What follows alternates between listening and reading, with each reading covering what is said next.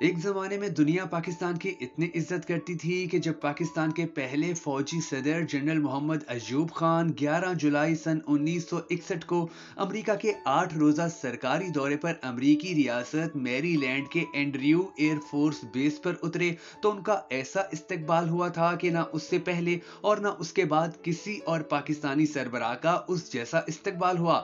صدر ایوب خان کا امریکی فضائیہ کے ہوائی اڈے پر خود اس وقت کے امریکی صدر جان کینیڈی، امریکہ کے خاتون اول جیکلین کینیڈی، وزیر خارجہ ڈین رسک اور امریکی افواج کے سربراہ نے خود کیا۔ جب صدر ایوب خان PIA کے طیارے سے ایئرپورٹ پر اترے تو سیڑھیوں پر ایک قدم چڑھ کر صدر کینیڈی نے گرم جوشی کے ساتھ ان سے مصافحہ کیا۔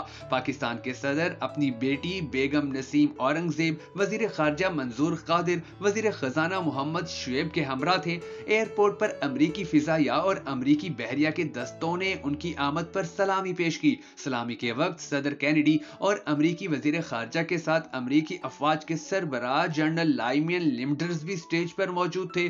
اس تقریب کے دوران صدر ایوب خان اور صدر جان کینیڈی نے امریکی فوجی دستوں کا معائنہ بھی کیا اور صدر کینیڈی نے استقبالیہ تقریر کی۔ جواباً جنرل ایوب نے بھی اپنی خوش آئند توقعات کا ذکر ایک مختصر سی تقریر میں کیا۔ پھر صدر ایوب خان امریکی صدر کینیڈی کے ہمراہ ایئرپورٹ سے واشنگٹن DC پہنچے، جہاں ان کا استقبال کرنے کے لیے سڑکوں پر عوامی ہجوم امڑ آیا تھا۔ دونوں صدور ایک کنورٹیبل لنکن کار میں کھڑے ہو کر استقبال کرنے والوں کی تالیوں کا ہاتھ ہلا ہلا کر جواب دیتے رہے۔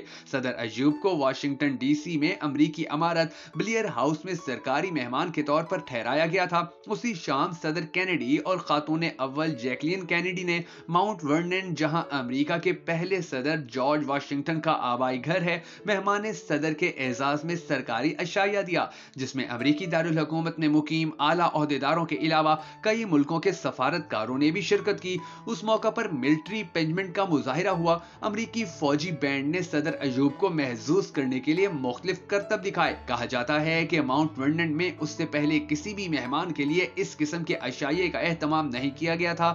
اس سے پہلے وزیر اعظم لیاقت علی خان نے سن 1950 میں امریکہ کا سرکاری دورہ کیا تھا۔ اس کے بعد پاکستان کے گورنر جنرل غلام محمد اپنے علاج کی غرض سے امریکہ گئے تھے۔ پھر سن 1954 میں محمد علی بوگرا اور سن 1957 میں وزیر اعظم حسین شہید شہروردی سرکاری دورے پر امریکہ گئے، لیکن ان میں سے کسی کو وہ اعزاز نہیں ملا کہ جو پاکستان کے فوجی صدر ایوب خان کو دیا گیا۔ فوجی صدر کو امریکی کانگریس کے مشترکہ اجلاس سے خطاب کی دعوت دی گئی، جو انہوں نے بخوشی قبول کی۔ صدر ایوب خان کا کانگریس کی مشترکہ اجلاس میں پرتپاک استقبال کیا گیا، جہاں انہوں نے تقریر میں امریکیوں سے کہا کہ پاکستان کو ترقی کرنے کے لیے جدید تعلیم اور زرعی نظام کی ضرورت ہے۔ دراصل اس وقت امریکہ کو پاکستان کی ضرورت تھی۔ جہاں تک امداد کا مسئلہ ہے، آپ کو ہمیں تو یہ دینا ہی ہوگی، کیونکہ اس سے دنیا بھر کا اور آپ کا مستقبل جڑا ہوا ہے۔ صدر ایوب کے بعد دوسری پاکستانی رہنما بے نظیر بھٹو تھی، جنہیں سن 1989 میں امریکی کانگریس کی جوائنٹ میٹنگ سے خطاب کی دعوت دی گئی تھی۔ ایوب خان سرد جنگ کے امریکی اتحادی تھے، جبکہ بے نظیر بھٹو مسلم دنیا کی پہلی خاتون سربراہ حکومت تھیں۔ واشنگٹن DC میں قیام کے دوران صدر ایوب خان نے مقامی مسجد کا بھی دورہ کیا۔ یہ مسجد ترکی اور مصر کے تعاون سے تعمیر کی گئی تھی۔ اس کا ڈیزائن اسپین میں الحمرا کی ایک مسجد کے مطابق تھا۔ اس مسجد کے ڈائریکٹر ڈاکٹر محمود حبیب اللہ نے صدر ایوب خان کو مسجد کا دورہ کرایا تھا۔ واشنگٹن میں صدر ایوب نے نیشنل پریس کلب سے خطاب بھی کیا۔ ان کے سادہ انداز تکلم کی امریکی صحافیوں نے اسی طرح سے تعریف کی جس طرح 40 سال کے بعد ایک اور پاکستانی فوجی صدر پرویز مشرف کے انداز تکلم کی تعریف کی گئی تھی۔ واشنگٹن DC میں پاکستان کے سفارت خانے میں جب صدر ایوب خان نے ایک جوابی عشائیہ دیا تو امریکی صدر جان کینیڈی اور خاتون اول جیکلین کینیڈی کے علاوہ سابق امریکی صدر آئزن ہاور نے بھی شرکت کی۔ صدر ایوب واشنگٹن سے نیو یارک گئے، جہاں ان کا بہت ہی عوامی قسم کا استقبال ہوا۔ نیو یارک سٹی کا عوامی طرز کا ایک جلوس، جسے ٹریکر ٹیپ کہا جاتا ہے، اور اس میں جشن کے طور پر رنگین کاغذ کی لیریاں پھینکی جاتی ہیں، اس میں صدر ایوب نے شرکت کی، اور اس طرح وہ اپنے ملک میں نہ صحیح مگر امریکہ کی عوام میں گھل مل گئے۔ نیو یارک کے میئر نے صدر ایوب کے اعزاز میں ایک ظہرانہ دیا، جس میں مقامی افراد کے علاوہ پاکستانیوں کی ایک بڑی تعداد نے بھی حصہ لیا۔ اس موقع پر روایتی تکلفات کے بجائے ہر مہمان کو خود جا کر اپنی مرضی کا کھانا اپنی پلیٹ میں ڈال کر کھانا تھا۔ نیو یارک ہی میں انہوں نے اقوام متحدہ کے ہیڈ کوارٹرز کا بھی دورہ کیا، جہاں اس وقت کے سیکرٹری جنرل ڈاگ ہامرشولڈ نے صدر ایوب ایوب کے اعزاز میں عشائیہ دیا۔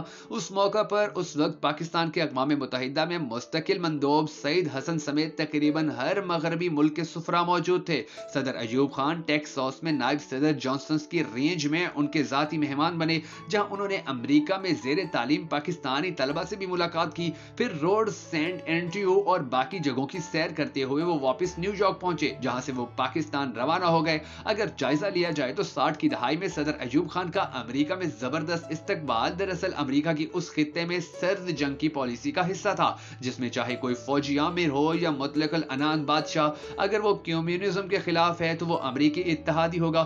ان کے فقید المثال استقبال کی بنیادی وجہ اس وقت پاکستان کا سرد جنگ کے عروج میں امریکہ کا خاص اتحادی ہونا تھا۔ اس سے پہلے پاکستان انڈیا کی طرح کسی بھی عالمی طاقت کے کیمپ میں شامل ہوئے بغیر غیر جانبدار خارجہ پالیسی پر کاربند تھا، لیکن سن 1954 میں پاکستان اس وقت تک سوشلسٹ بلاک کے خلاف امریکی فوجی معاہدوں سیٹو اور سینٹو میں شامل ہو چکا تھا۔ ان سب فوجی معاہدوں میں پاکستان کے شریک ہونے میں جنرل ایوب کا ہاتھ تھا۔ پاکستان میں امریکہ کی دلچسپی سن 1951 میں ایران میں ڈاکٹر محمد مصدق کی اینگلو ایرائن آئل کمپنی کے قومیانے کے بعد پیدا ہوئی۔ اسی سال لیاقت علی خان کا قتل ہوا تھا۔ پھر ایک اور سال بعد 1952 میں مصر میں فوجی انقلاب کے بعد جمال عبد الناصر نے مغرب نواز بادشاہت کے خاتمے کا اعلان کیا۔ اس پس منظر میں اس پورے خطے میں سوویت یونین کا اثر و نفوذ بڑھتا ہوا نظر آیا۔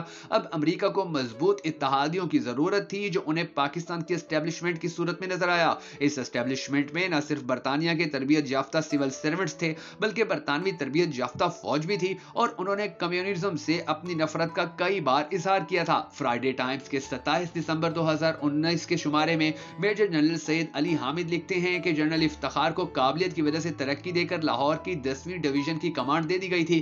اس وجہ سے انہی کے بارے میں کہا جاتا تھا کہ وہ پاکستان کی فوج کے اگلے سربراہ ہوں گے۔ میجر جنرل ایوب خان کے بارے میں رائے یہ تھی کہ جنرل ایوب کو جنگ میں کمانڈ کا کوئی تجربہ نہیں تھا، اس لیے جنرل افتخار کو ترقی دے دی گئی تھی۔ جنرل افتخار خان جنگ شاہی کے قریب 13 دسمبر سن 1949 کو ایک ہوائی حادثے میں جاں بحق ہو گئے۔ پھر ستمبر 1950 میں جنرل ایوب خان کی اگلے فوجی سربراہ کے طور پر نامزدگی ہوئی، جو غیر متوقع تھی کیونکہ وہ نہ سینئر ترین تھے اور نہ ہی زبردست۔ جنوری سن 1951 میں جنرل گریسی کی ریٹائرمنٹ پر انہیں کمانڈر ان چیف بنا دیا گیا تھا۔ جنرل ایوب کے کمانڈر ان چیف بننے کے بعد کشمیر میں سن 1947 میں فوجی آپریشن کرنے والے میجر جنرل اکبر خان پر فروری سن 1951 میں الزام لگتا ہے کہ انہوں نے کال عدم کمیونسٹ پارٹی آف پاکستان کے سجاد ظہیر اور فیض احمد فیض کے ساتھ مل کر فوجی انقلاب کا منصوبہ بنایا، اور اسے آج بھی راولپنڈی سازش کیس کے نام سے یاد کیا جاتا ہے۔